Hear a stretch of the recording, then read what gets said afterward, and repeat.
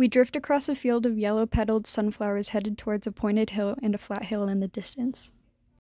Friendship. There are so many unique components and types of that single word: acquaintance, BFF, confidant. We have all shared, gained, and lost many. But in a moment, we will learn of a friendship that has spanned generations. It's an amazing story bringing together rangers from Agate Fossil Beds National Monument, the Nebraska Writing Project, and Elk River Writing Project, for this 3-part video series featuring Gretchen Mead, the great-granddaughter of James Cook. A black and white photo of a white man with a bushy mustache and a cowboy hat and kerchief around his neck. And Darrell Red Cloud, the 5th-generation grandson of Chief Red Cloud. A black and white photo of a man with dark skin in a full headdress and long-sleeve shirt with beaded patterns. Their interviews are broken up by 3 writing prompts. Allow the interviews to help you explore, inform, and consider the answers to these prompts. As we find out more about agate and this friendship, begin to think about your own close friendship experience and reflect on how it began. Hello, my name is Tara Lynn Gray. I'm a park ranger at Agate Fossil Beds National Monument in beautiful northwest Nebraska. But you probably knew I was a park ranger by the uniform I'm wearing: my green pants, my gray collared shirt, and this iconic flat hat. I'm standing in front of the wooden Agate Fossil Bed sign that welcomes visitors to our park. There are the 2 fossil hills silhouetted on the sign. Behind me, you'll see the mixed grass prairie. This is a prairie of knee-high brown and green grasses. It also has the bright yellow sweet clover. Today, you have the opportunity to reflect and write about friendship, gifts, and preservation. Why are we talking about these themes at a fossil park? Well, before Agate Fossil Beds became a national park, it was a very special ranch owned by James and Kate Cook. It was special because the Cooks wanted everyone to see the mammal fossils that they found on their property. It was also well known because of James's hospitality. His hospitality towards his good friend, Chief Red Cloud of the Oglala Lakota tribe. Despite age and cultural differences, these 2 men still found many other traits in common. Think back to your American history classes. You probably learned how there was a lot of tension between the Euro-Americans and the American Indians. This prairie behind me used to be full of bison roaming the land. The Lakota and the European settlers both wanted the bison, but in different ways and in much different numbers. These tensions between the peoples led to many battles, which eventually brought and forced the American Indians onto reservations. Imagine being friends with your so-called enemy. This is what happened to James Cook and Chief Red Cloud. So let's listen to their story told by their great-grandchildren. Darrell Red Cloud sits on a chair outside in the grass behind the Agate Ranch house. An oxbow of the Niobrara River flows just beyond his right shoulder. A beaded necklace with an eagle picture lies over his long-sleeve shirt of blue and yellow geometric patterns. 3 eagle feathers extend out from his pulled back and braided hair, and on his lap lays a braid of sweetgrass similar in length to the prairie grass growing over his left shoulder. My name is Darrell Red Cloud, and I come from the Oglala Lakota people. Chief Red Cloud, his band of people, the bad face band of the Oglala Lakota people. Like I said, my name is Darrell Red Cloud. I am the 5th blood descendant of Chief Red Cloud of the Oglala Lakota people. From the stories and the information that was shared with me was that he came across this young white gentleman. They said, "Oh, washichukile nahachji." They would say he was still young yet whenever he first came across Mr. James Cook. But he said that at that time, he said that he could tell he was a good person. just by his demeanor, about how he greeted my grandfather and how he wanted to help my grandfather and his people. So I come from the Red Cloud, Chief Red Cloud himself. Gretchen Mead is the great-granddaughter of James Cook. She is a wispy woman seated on a chair in the grass outside of Cook's ancestral home of Agate Springs Ranch.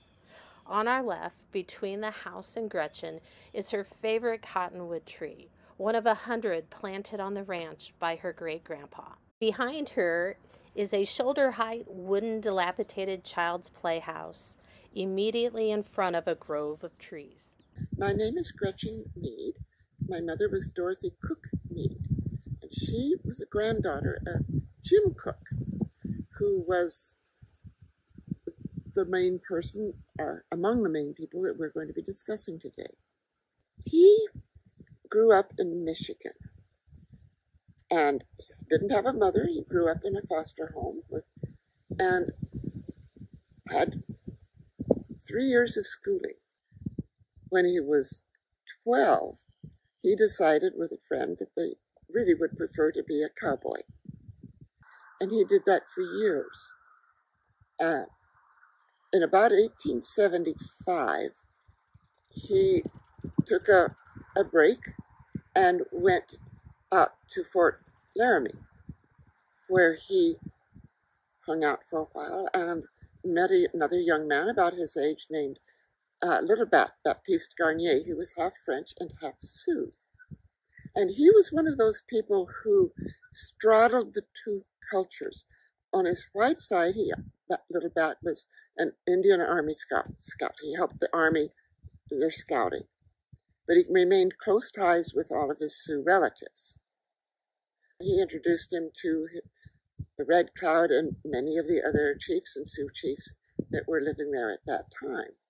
And Red Cloud sent out word for all the important men to come to his lodge and meet Jim Cook and Little Bat and have visitings.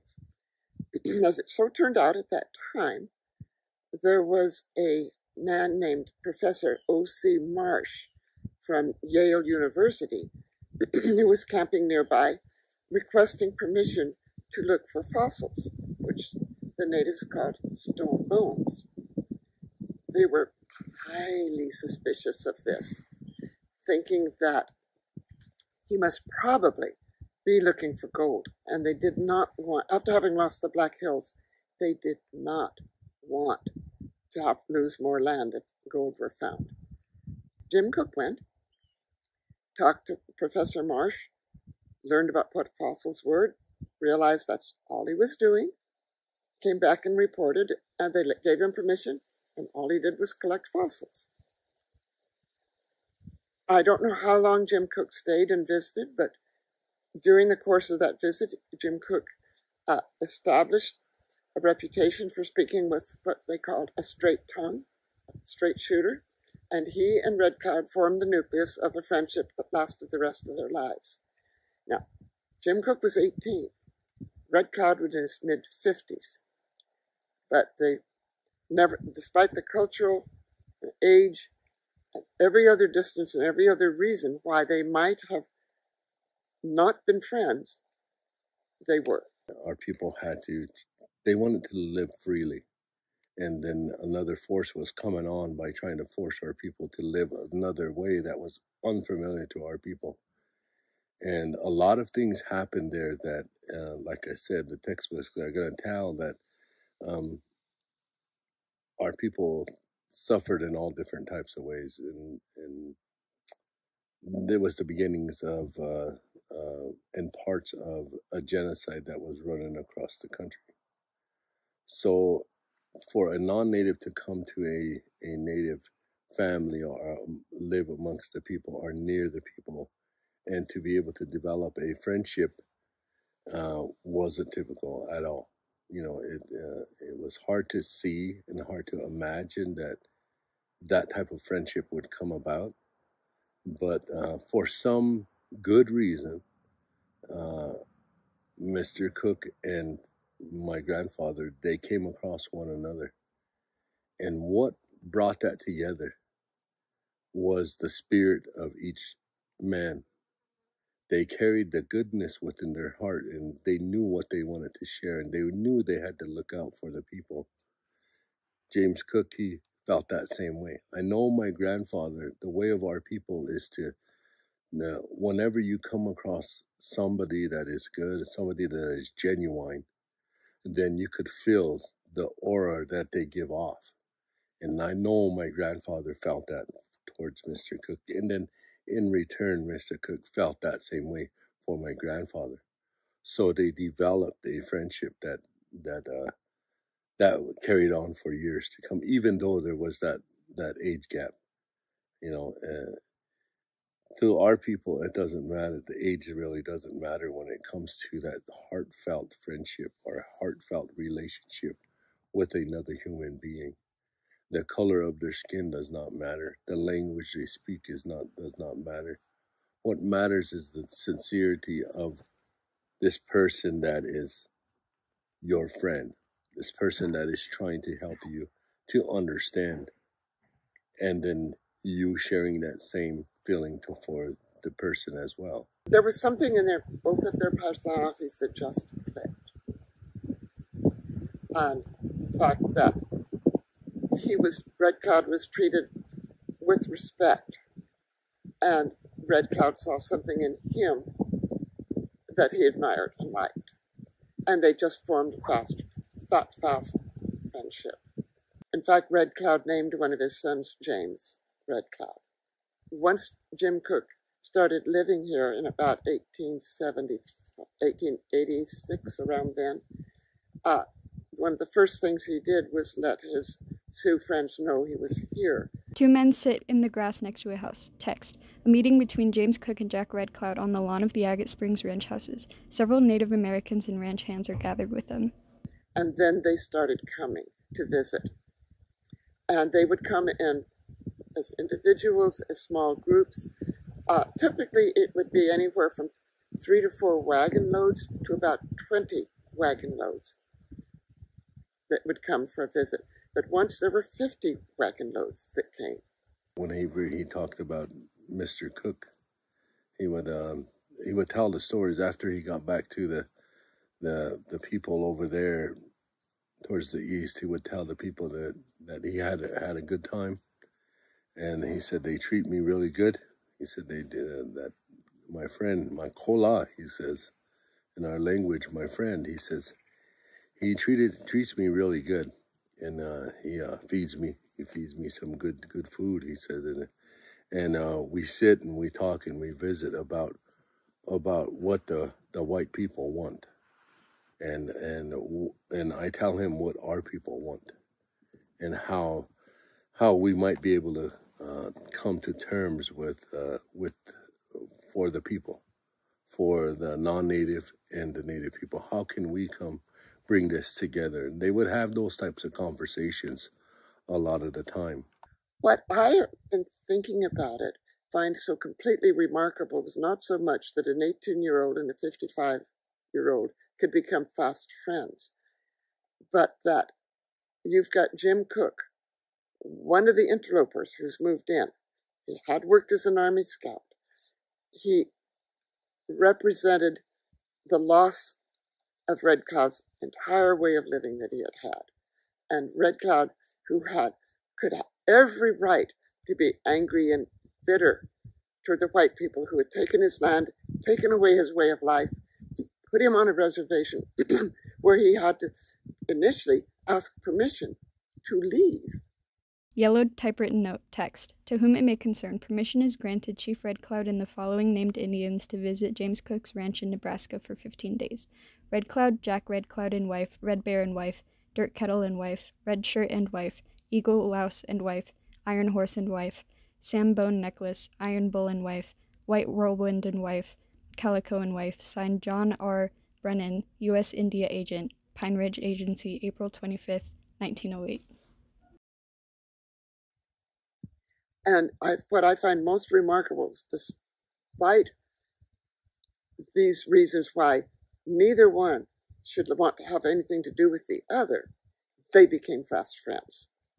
And I think that speaks very well for both of their abilities to transcend that which would, on the surface, ought to divide, and say, these are individuals, I like that individual, I admire this individual, we will be friends. Knowing that my grandfather and some of my relatives walked around on this ground and so forth is very, very meaningful to me. And being able to be in the same area, same place, and put my foot tracks right behind my grandfather's foot tracks it's very meaningful to me. And knowing that that friendship developed into something really beautiful and really positive is very inspiring to me. I know that there's a lot of non-native people out there that are good people, that are willing to share and try to help the native people in a good way. So that friendship inspires me to be exactly like my grandfather and develop those types of friendships like Mr. Cook and my grandfather. Images of Chief Red Cloud and James Cook under the title Friendship. Then narrator reads text on screen. As shared, Chief Red Cloud and Cook had a unique friendship, one that moved beyond common language, customs, and age. Gretchen and Daryl showed us how Chief Red Cloud and Cook's friendship began and evolved. Their initial meeting happened through a mutual friend. Cook lent help in a negotiation. Reflect. In your own experience, what initiated your friendship? Their connection. For Red Cloud, the connection started with trust, and it secured itself through a strong connection in spirit. Reflect. What solidified or deepened your friendship? Describe the moment or moments when the closeness in your friendship was established.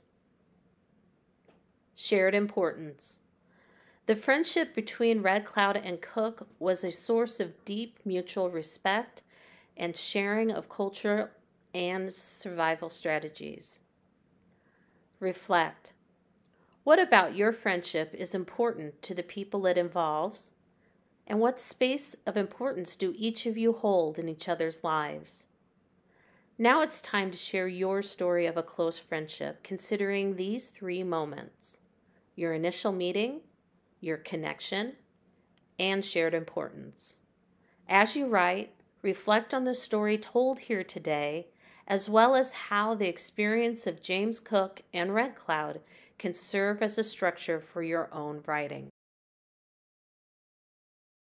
Images of beaded items, a shirt, bag, moccasins, and gloves surround the title Gift Giving.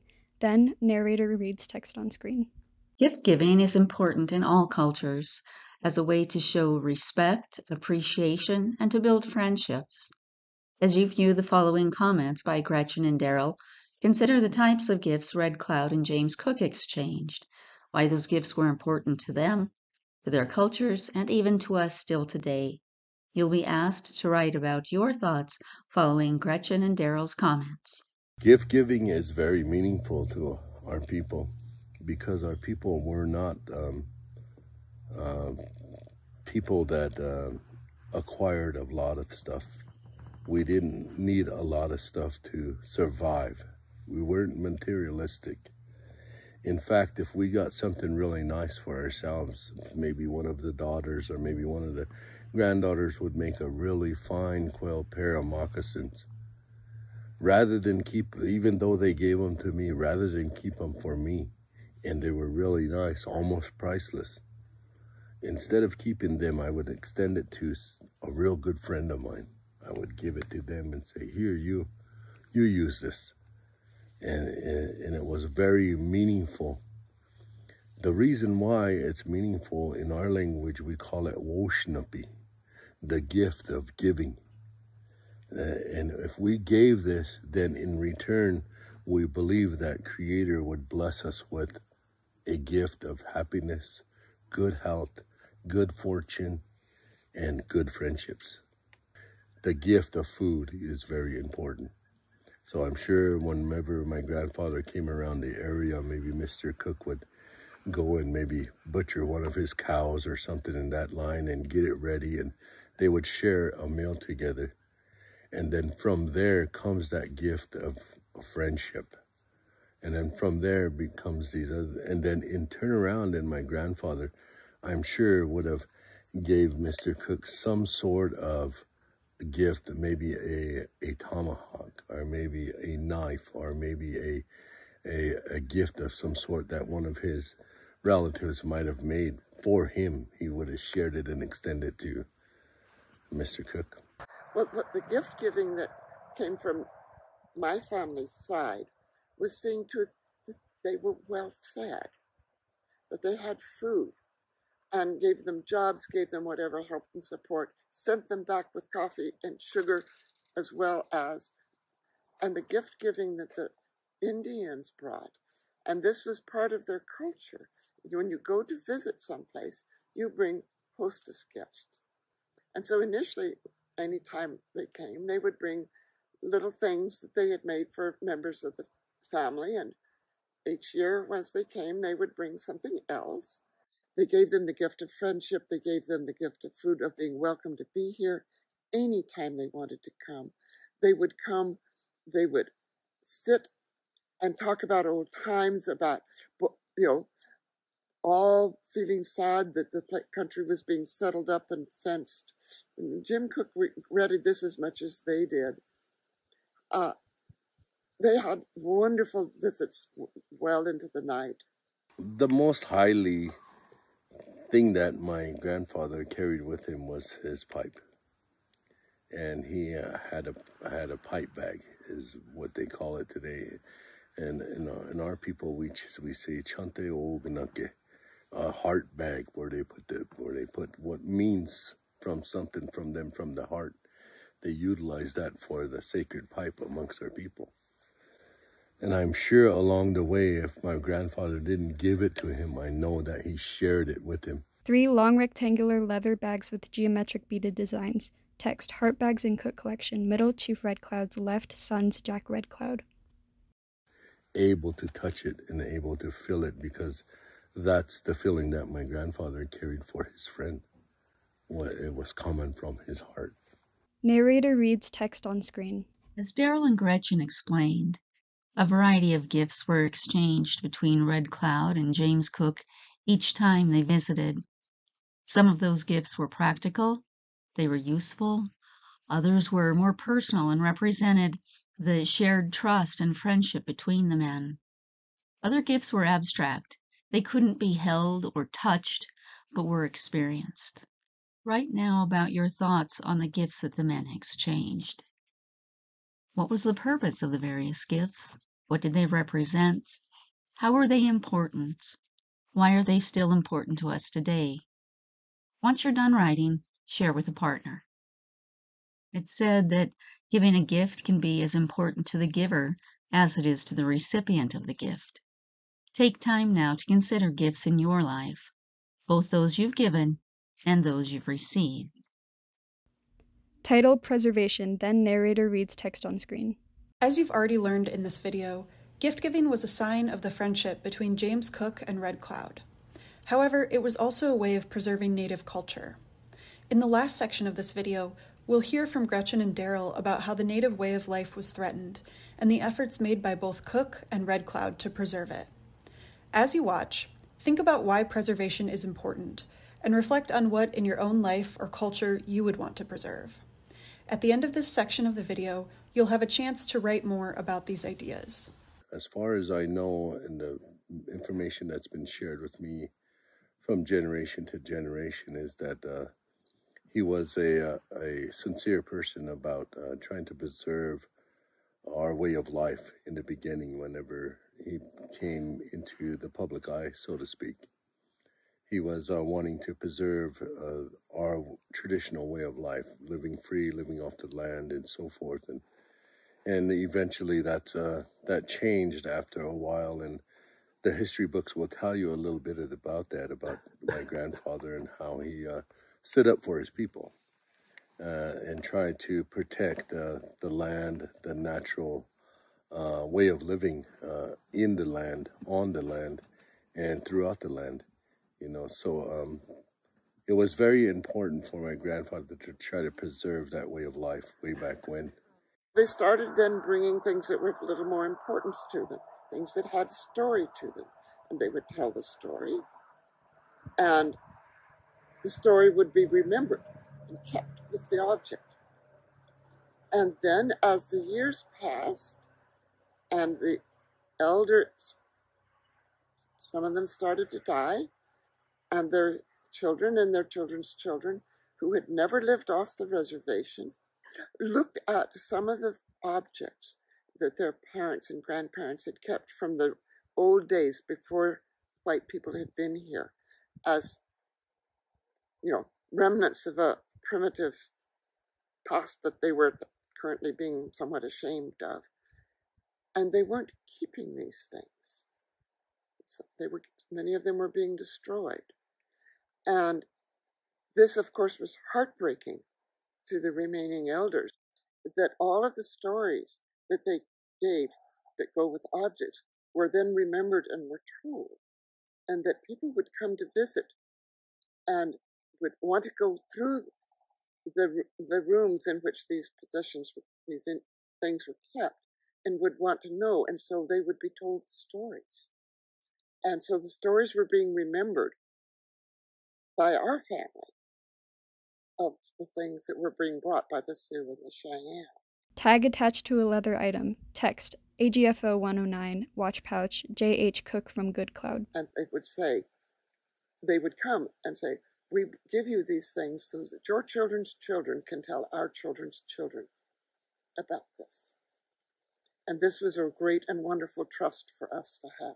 There was kind of information on cards.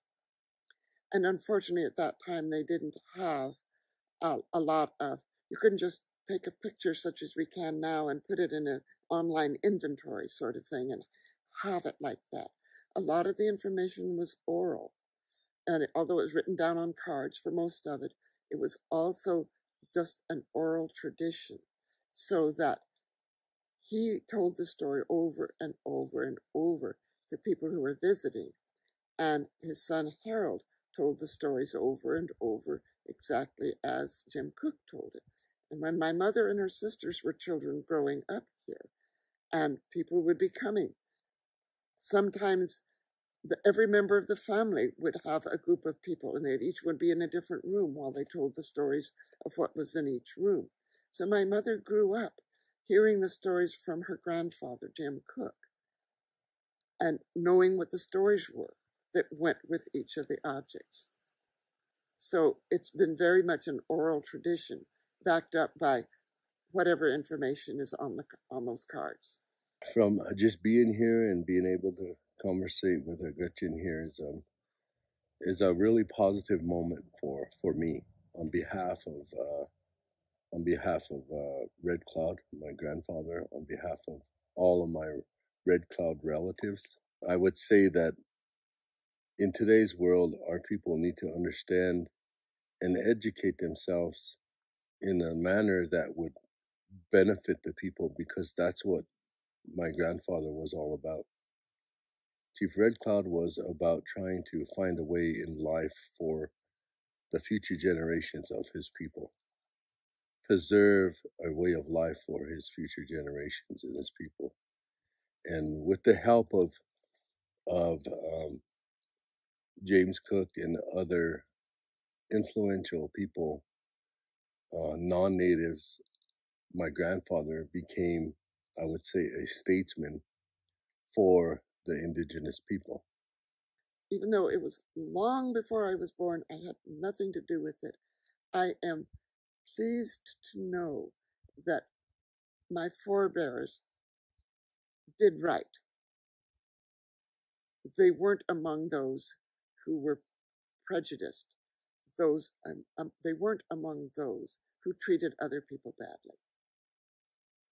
And that is a legacy that has hopefully come down, and we're passing it on through the generations, that all people are individuals and nobody should be discriminated against on the basis of other than that only individual's ill behavior or ill temper.